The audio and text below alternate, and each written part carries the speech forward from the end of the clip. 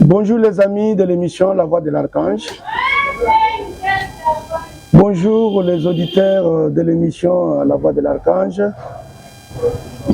Salut à tous les amis qui nous suivent, de près ou de loin, en RDC ou en Afrique ou dans le monde, sur YouTube, avec Caillou Blanc Télévision, sur TikTok avec le petit fantassin, la petite charnière, sur Congo Web et tant d'autres chaînes télévision avec l'archange Félix Kaninda Tshilongo. Nous sommes heureux de vous avoir avec nous pour cette émission. Bonjour Ange Gloire Muzingu. Bonjour l'archange Félix Kaninda Tshilongo. Après toutes ces choses, le départ de papa qui nous a laissé, la famille, comment ça va? Ça va très bien. Dieu a donné, Dieu a repris. Nous continuons notre chemin. Son tour était arrivé, son temps était sonné, arrivé. Et puis voilà, nous sommes en train de continuer notre chemin. Nous qui sommes entre autres également les élus. Tu as bien parlé. Son temps. Tu sais ce que c'est un temps? Non, comment? Le temps, c'est le calcul statistique pour vivre dans l'impatience. Le calcul statistique pour vivre dans l'impatience. Voilà. Aussi longtemps qu'on vit dans ce corps à 5 sens, il faut gagner le temps. Il faut être statisticien.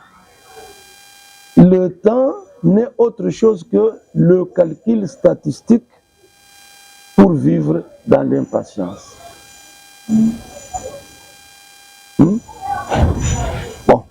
nous n'allons pas bien sortir. Sûr, mais c'était une super parenthèse. Hein? C'était une super parenthèse. Et donc, je crois que tout s'est bien passé. Oui, tout s'est bien passé. Très bien même passé. D'accord. Vraiment, avec tout l'amour que nous avons pour vous, nous croyons que l'amour ne se repose pas sur ce que l'on voit, l'amour se repose sur ce qui est invisible. Voilà.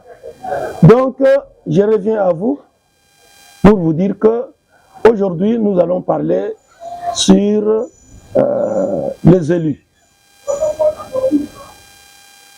Les élus, ça vient déjà du mot élire. Élire, c'est l'élection. Oui. Donc, ceux qui sont été élus. Des non-nés. Ils se considèrent des non-nés. Donc, même sur la terre, ils savent que je suis éternel. En étant sur la terre. Même sur la terre, même dans les calculs statistiques là, et ils savent que, oui, je suis dans ces calculs statistiques. Mais je suis éternel. Mais je suis éternel. Donc, la mort, c'est juste une porte pour retourner à ce que j'étais. Donc les vicissitudes de la vie ne vont pas l'embraler. Non, non. Non, non. Pas du tout. Donc nous parlons des élus, mes chers amis. Les élus, ce sont des personnes qui ne tiennent pas sur les 5, qui ne comptent pas, qui ne tiennent pas sur les 5 sens. Les 5 sens, ce sont toutes ces choses qui nous aident, qui nous autorisent à être. Ok. Donc, un élu, il a été élu avant la fondation du monde, avant qu'il y ait la visibilité.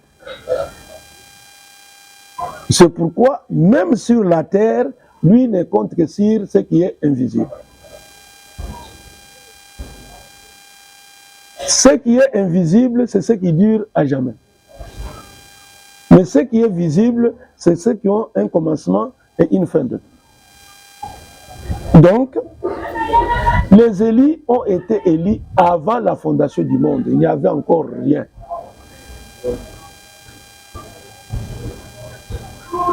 Ils ont été élus en Christ. Ils ont été élus en Dieu. Ils ont été élus dans la parole.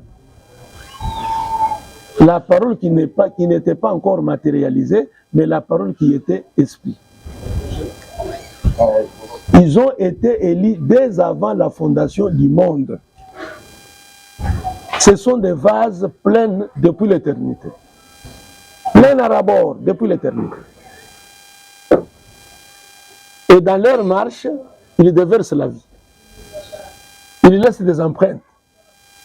Jusqu'à entrer dans les temps et comprendre que tout ce que j'avais à l'intérieur est déjà sorti. Et vivre comme un terrestre. Donc les élus sont les vases pleins, prédestinés, scellés. Les vases pleins depuis l'éternité. Scellés. Même sur terre, ils savent que leurs êtres sont éternels. Ils connaissent Dieu. C'est ce qui fait qu'ils savent que mon être est éternel. Les 5 sens viennent de la poussière. Ça va retourner à la poussière. C'est de la terre. Mais moi, je suis un non-né. Jésus savait qu'il était non-né. C'est pourquoi il pouvait dire mon père, ma mère, mes frères, mes sœurs, c'est ceux qui font la volonté de mon père. Son père là qui n'était pas Joseph, qui n'était pas Marie, ses frères là qui n'étaient pas Jacques, qui n'étaient pas Jude, qui n'étaient pas Joseph, qui n'étaient pas Jean. Il se considérait un non-né, donc il n'était pas né. Vous, vous dites qu'il était né. C'est pourquoi, l'autre fois, quand j'ai fait l'émission ici, un monsieur a appelé pour dire que, mais qu'est-ce que, vous dites que tout ce que Jésus a passé sur la croix, c'était un scénario, c'était du théâtre. Mais toi, tu dois être un fou. Mais tout ce que nous faisons dans les 5 sens ici, c'est du théâtre, c'est de l'histoire. Parce que la vraie vie, a été déjà faite. Voilà.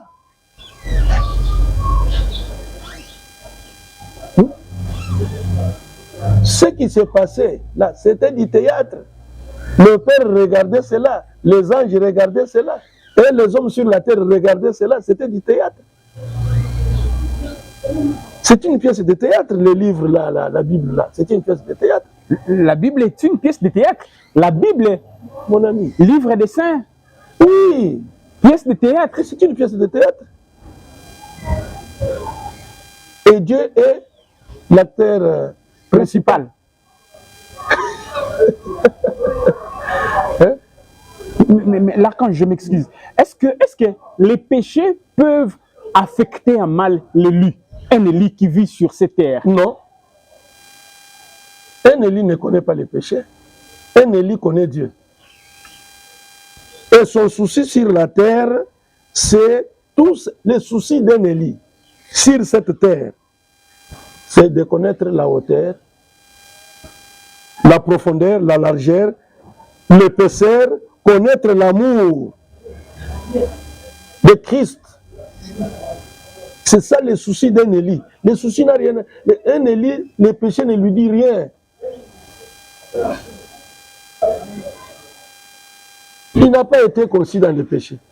Jésus n'a pas été conçu dans le péché. Donc le péché ne lui disait rien. Voir là où il ne fait pas voir, oui, là il ne faut pas voir. Il était entouré de femmes. Lisez Luc chapitre 8. Jésus était entouré de femmes. Des femmes mariées, des prostituées. Ça ne lui disait absolument rien. Ce n'est pas comme vous ici. Oh, j'ai vu les pasteurs, pasteur, ils s'assemblent, se ressemblent. Non, Jésus s'est assemblé à cela, mais voilà. Donc, les soucis d'un élu, ce n'est pas le péché comme vous là. Non.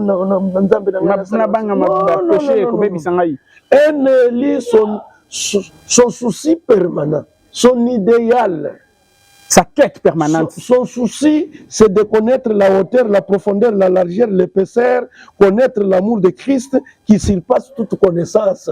C'est ce que Paul a dit dans la Bible.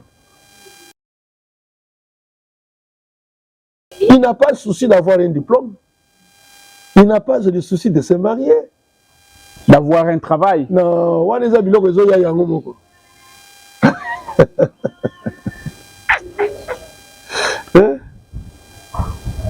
Vraiment, un Élie, il sait que je suis un honnête. Donc, il ne se soucie pas de ce qu'il voit,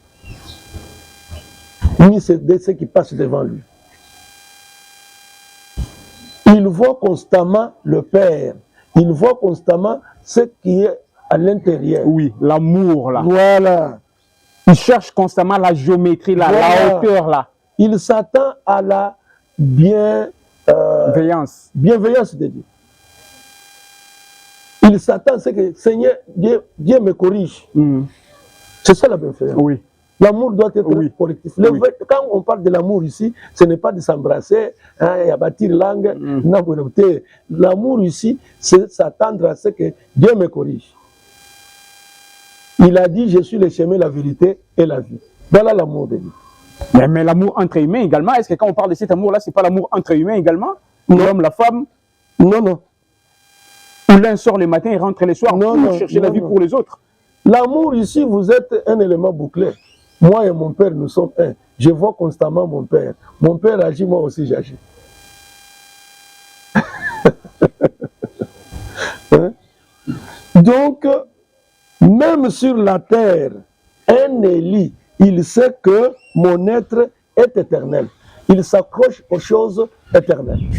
Vous savez les choses éternelles? C'est l'amour, c'est la joie, c'est la paix, c'est la bonté, c'est la fidélité, etc., etc. Ah, donc, c'est de ce qu'il faut vraiment s'attacher.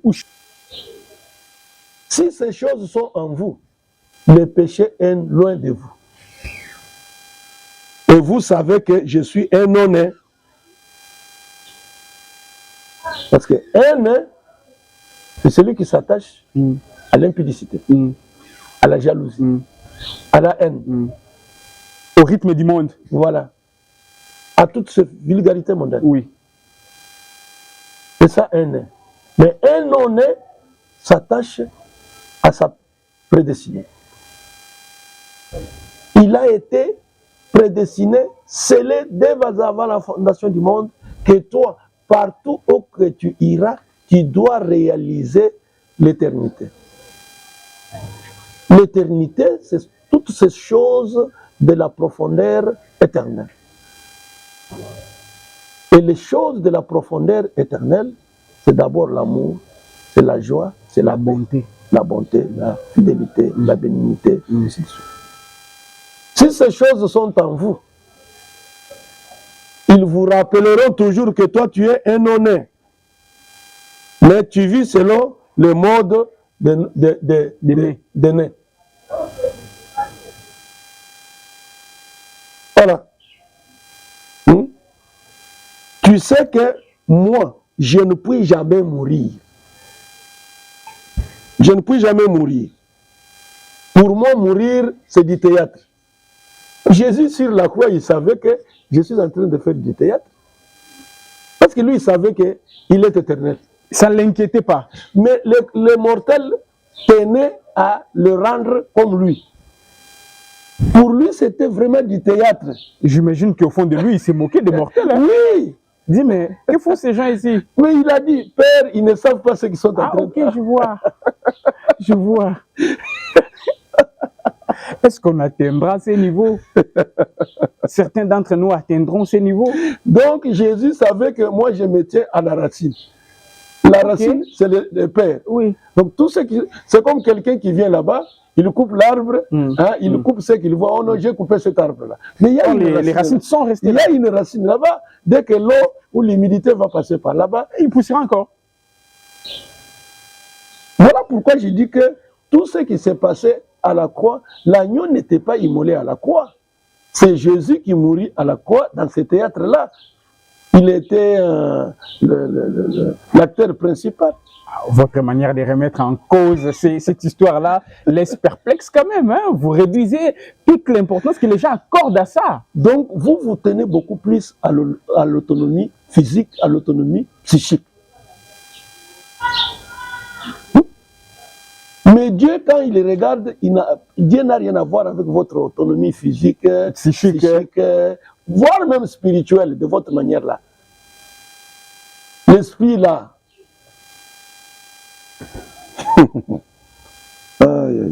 Pour Dieu, il sait tout simplement que, quelle que soit la dimension, quelle que soit l'autonomie physique, psychique et même spirituelle, il y a toujours une rupture de cordon ombilical. Nous avons aussi le cordon ombilical qui nous relie au Père. En venant sur la terre, ça se coupe. Et je suis en train d'agir comme un non-nain. Mais quand le Père regarde, lui ne voit pas cela. Il ne voit que l'éternité. Parce que le Père est éternel. Vous voyez un peu ça? Ouais. Voilà. Donc, un véritable fils de Dieu. Moi, j'ai toujours parlé d'un véritable. Moi, je ne parle pas des fils de Dieu. Tout le monde est fils de Dieu. Mais il y a des fils véritables. Qui sont frères à Jésus. Comment que les fils que Jésus n'était pas fils ordinaire, comme vous le dites. Jésus est le véritable premier-né. Fils de Dieu. Et c'est lui qui a donné naissance aux apôtres que nous appelons nos pères apostoliques.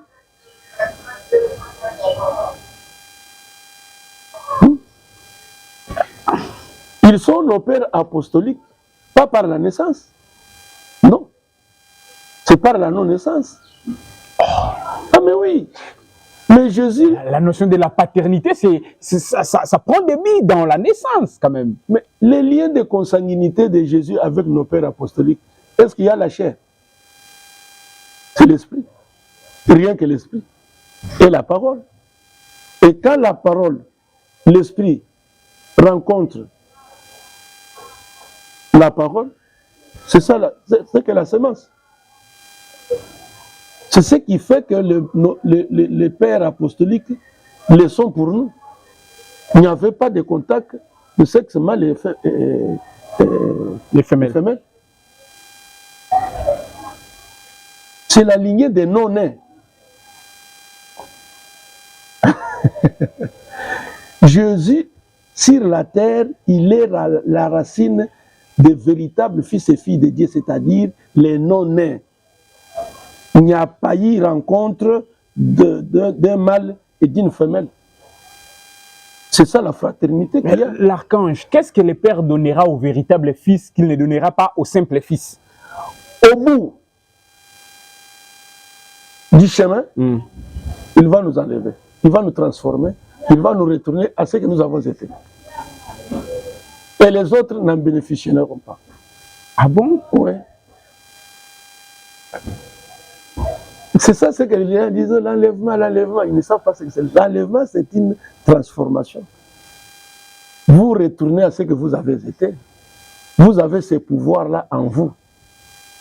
Et au bout du chemin, Dieu vous... Le pouvoir-là est excité. Activé. Voilà. C'est comme ça que Jésus, quand il est arrivé au bout de son voyage sur la terre, il y a eu la résurrection, l'enlèvement, ainsi de suite.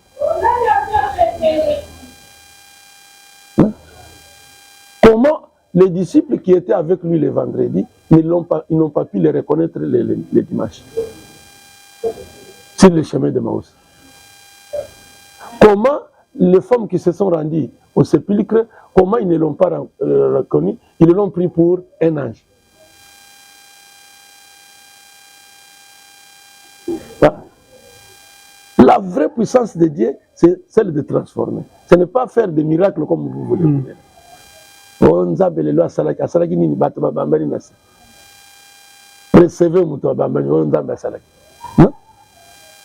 La puissance de Dieu, le pouvoir de Dieu, c'est celui de transformer. Lui-même s'est transformé allant d'une colonne de feu à un homme, et puis d'un homme à un esprit, et pour pouvoir habiter dans l'homme et faire de lui un Dieu. Nonobstant, il a aussi opéré des miracles. Mais écoutez, il fallait descendre jusque dans cette dimension-là pour pouvoir ramener l'homme. Des miracles qui ne l'étaient pas pour lui. Ok. Hein? Ouais. Regardez, il y a une femme qui vient, qui tient Jésus, quelqu'un qui tient Jésus comme ça, il était guéri. Jésus a senti qu'il s'est dégagé, il ne petit rien là. Mais la personne qui a été qui avait bénéficié de cela, il est allé seul pour que Nzambe pour aller à mon angel au moins ça. Grandissez un peu. Hein. Il faut croître un peu, il faut avancer, il faut évoluer. Pas rester juste là. Il faut évoluer avec la parole, il faut évoluer avec Dieu. Il faut passer par la justification, sanctification, baptême du Saint-Esprit et le Saint-Esprit lui-même. Mais vous savez que vous limitez au baptême d'eau. Le baptême de l'Esprit ne vous dit absolument rien. Le baptême de feu ne vous dit rien. Entrez dans toutes ces églises ici.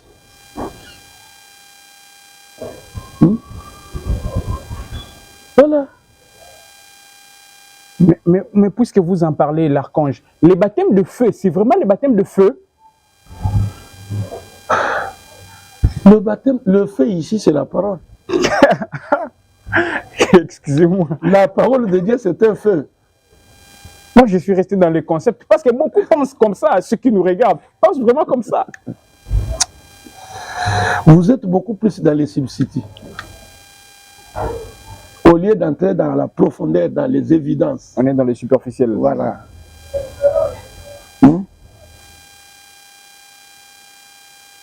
Mon frère, nous devons évoluer. La rédemption dans sa totalité, dans la joie.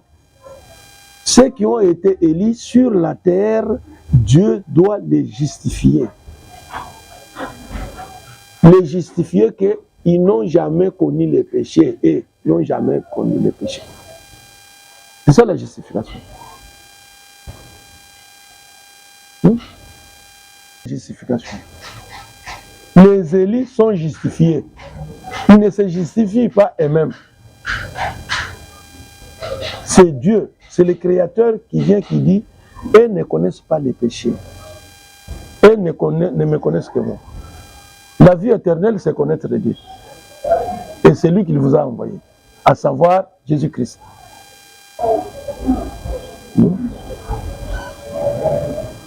Tu vois, Jésus a dit à ses disciples, vous ne vous inquiétez de rien. Pour vous, pas d'inquiétude. Il voulait tout simplement leur dire que vivez par l'esprit et non par la chair. C'est l'esprit qui vivifie. Tout ce que vous donnerez à cette chair ne justifiera pas cette chair. Il faut tuer la chair, vraiment. Il faut anéantir l'essence.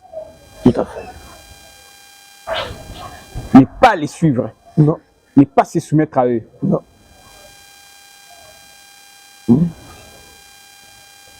Ici, il faut Dieu est amour. Il faut s'en tenir à cet amour-là. C'est l'amour de Dieu en vous qui fait la profondeur de élus. Il ne s'inquiète de rien. Jésus a dit que ceux qui s'inquiètent sont du diable.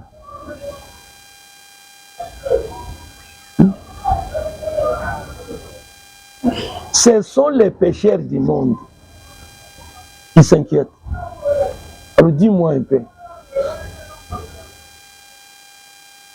Combien de élus? C'est pourquoi les élus ne sont pas nombreux. Oui, je vois maintenant. On est très peu. Nous sommes très peu. Donc Jésus, quand il disait, il s'adressait aux élus et non aux chrétiens. Un chrétien, il est 100% chair, 100% Dieu. C'est une dualité. Vous vivez dans un dualisme, l'esprit et la chair.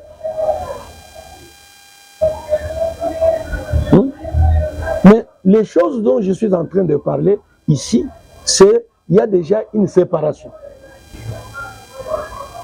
Parce que tous ceux qui ont été scellés sur la terre à l'ouverture des sceaux, ce sont eux qui sont des sceaux de Dieu, ce sont des tonnerres. Ils reçoivent la vérité, rien que la vérité. Et ce sont les anges dans le chiffre 3, pas dans les temples, pas dans l'église, mais dans les royaumes. Ce sont les anges qui apportent l'évangile du royaume.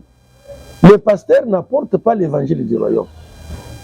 Moins encore les prophètes, moins encore les évangélistes, moins encore les docteurs, moins encore les enseignants. Moins encore, là, je parle du temple, de l'église, moins encore les sacrificateurs et les lévites dans les temples, ils n'ont pas parlé des mystères. Ils ont parlé de la loi.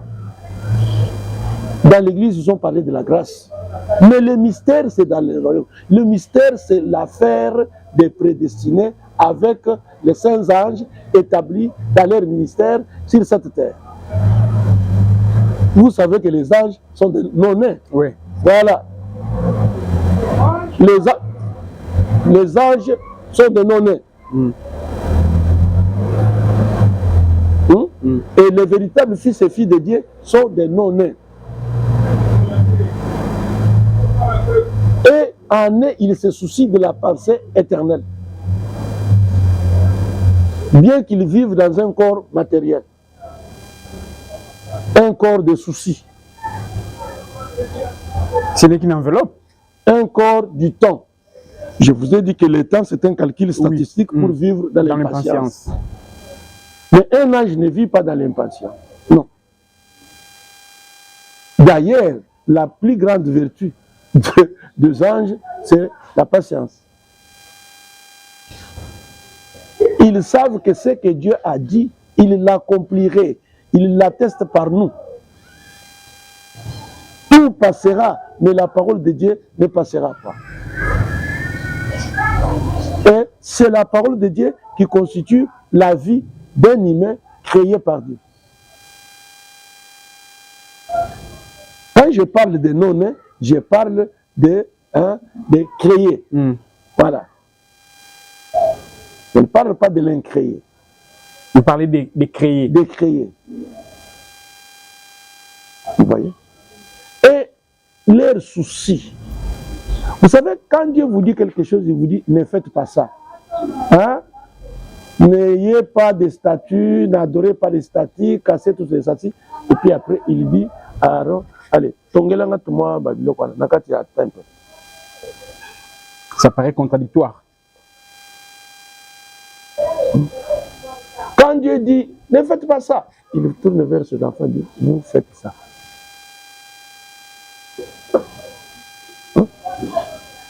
Voilà. Il dit, n'adorez pas un homme, mais lui-même est venu dans la chair humaine, c'est pour être adoré. Il était venu pour être adoré. Adorer, c'est-à-dire écouter. Parce que quand on dit adorer, pour vous, c'est rester là-bas. Oui, s'agenouiller, voilà. Faire preuve d'une certaine révérence physique. Non. Adorer, c'est écouter Dieu et le croire dans tout ce qu'il dit. Adorer. C'est ça, adorer. J'ai envie d'aimer.